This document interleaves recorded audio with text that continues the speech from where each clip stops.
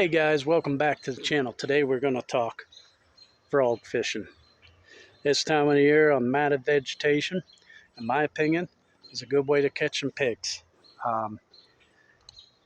There's different types of frogs, obviously. We're going to go through some of those types today, techniques, and the difference on the frogs and maybe some colors, what to look for when you're purchasing your first frog, if it's your first frog, or how to make it more simple when purchasing a frog. Okay, well, we're going to get started. If you have any questions, please leave a comment down below. I always answer the comments. Love to hear from you guys. Okay, so we're going to start with the popping style frog. Okay, this is a hollow body popping style frog, good for open water. He's going to be just like a popper. You pop, pop, pop across the open water. He's a hollow body frog, so when you press down, the hooks are exposed. This particular one, I haven't bent the hooks up. That's a little hack for frog fishing for the guys that are new to it. You want to take your pliers and just bend these up a little bit. If you noticed, it's weedless right now, and that hook's not grabbing my finger. You want it up just a little bit, so when you do this, it grabs your finger. That'll give you a better hookup percentage. Another style frog that is real good is the walking style frog. This is more of a, matted vegetation frog. Before I go any further, notice the colors on the back, okay? This matters none. This is to catch the fishermen. When you're buying frogs, frog fishermen know the belly is the only color that really matters, and maybe the legs. When you look at them, the bass ain't seeing this. He's looking up, he's seeing this. So white and black, green pumpkin, those kind of colors usually go to colors for me. You don't have to be sophisticated and have like a pink belly or something. Simple black, white, green pumpkin will work. If you like what you're seeing so far, please give me a thumbs up and consider subscribing. It helps bring more tips to you guys that might enjoy this content and shows me that I'm doing well and I should keep going.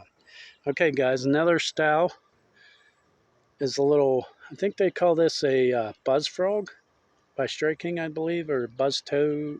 I don't think it's the buzz toad, but it's got the little foot there. I like using this guy on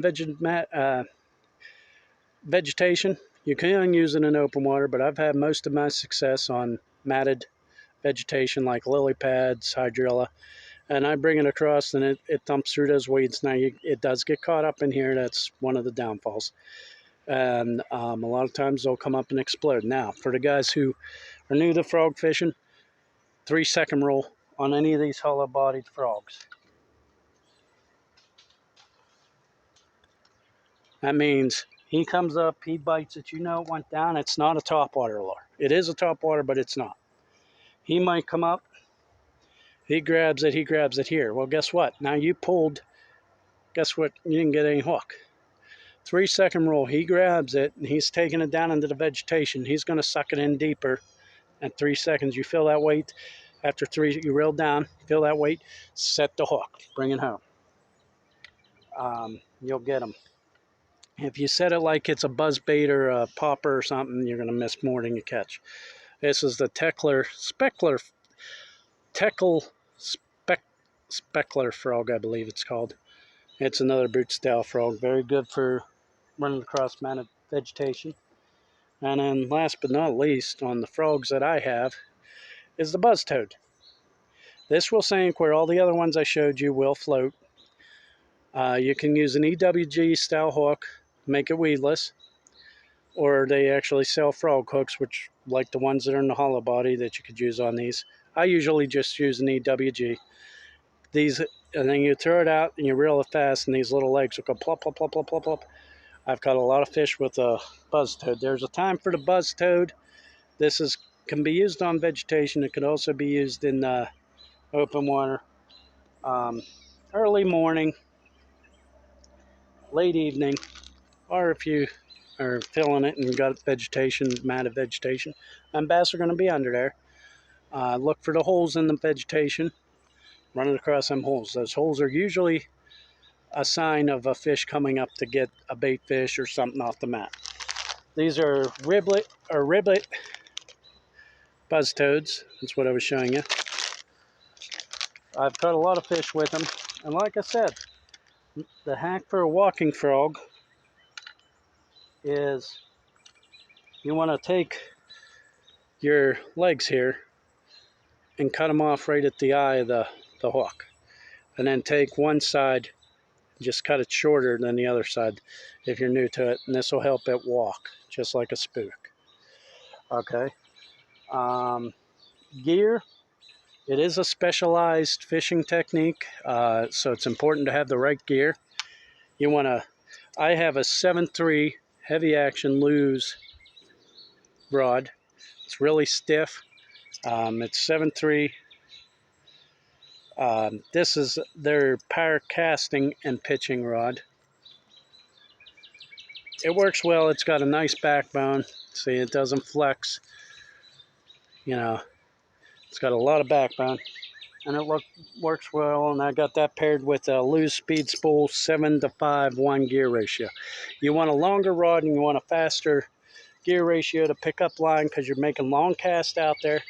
You want to be able to pick up that line quickly, and then when you feel the weight on that fish, you want to be able to pull them in. And I use 65-pound braid. You want to use braid and not fluorocarbon or monofilament, because again, this is a top water action lure, and these hooks are thick. For new guys that don't know about it, those are big hooks. So you need something to send that hook through, which, you know, the action of the rod.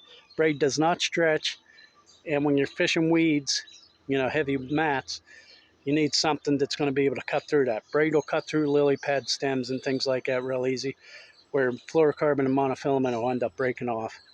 And you need that strength to pull that fish in onto all that mat with him, because he's going to bury himself in it. Okay, guys, well, if you liked it, please give me a subscribe, a thumbs up, and we'll see you on the next one. Thanks.